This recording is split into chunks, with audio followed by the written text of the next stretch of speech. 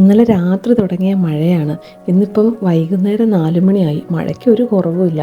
മഴയും തണുപ്പും കൂടി വരുമ്പോൾ ആദ്യം മനസ്സിൽ വരുന്നൊരു കട്ടൻ ചായ ഉണ്ടാക്കാനാണ്. അങ്ങനെ ഞാനൊരു കട്ടൻ ചായ ഇട്ടു. ഞാൻ ചായ ഉണ്ടാക്കുമ്പോൾ ഒരു ഗ്രാമ്പു ഇടാറുണ്ട്. അതിൻ്റെ കൂടെ ഇന്നൊരു ഏലക്കയും കൂടി ചേർത്തു. ആ മണം വരുമ്പോഴേ ചായക്കൊരു പ്രത്യേക രുചിയാണ്. ഇപ്പോൾ ഇവിടെ ഞാനും അമ്മയും അച്ഛനും മാത്രമാണുള്ളത്. വീടാകെ ഒരു സൈലൻ്റാണ്. അതിൻ്റെ കൂടെ നല്ല മഴയും.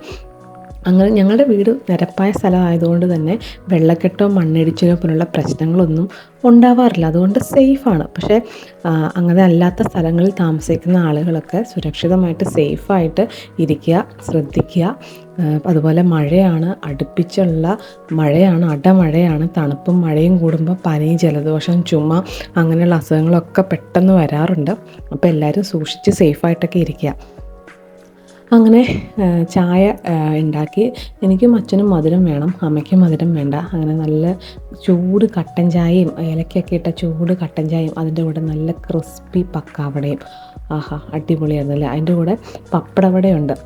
പപ്പടവട എന്നാണ് ഞങ്ങളുടെ ഇവിടെ പറയുന്നത്. അങ്ങനെ ഞാൻ പപ്പടവടയും കട്ടൻ ചായയൊക്കെ കുടിച്ച് ഇങ്ങനെ നല്ല മഴയൊക്കെ ആസ്വദിച്ച് കുറച്ച് നേരം ഹാളിലിങ്ങനെ ഇരുന്നു. അപ്പം മഴക്കാലത്ത് ഇതൊക്കെയാണ് ചെറിയ ചെറിയ സന്തോഷങ്ങൾ. പുറത്തേക്ക് എന്തായാലും ഇറങ്ങാൻ പറ്റുന്നില്ല. അപ്പം പിന്നെ വീട്ടിൽ ചായയൊക്കെ ഇട്ട് കുടിച്ച് കഴിഞ്ഞാൽ അടിപൊളിയല്ലേ.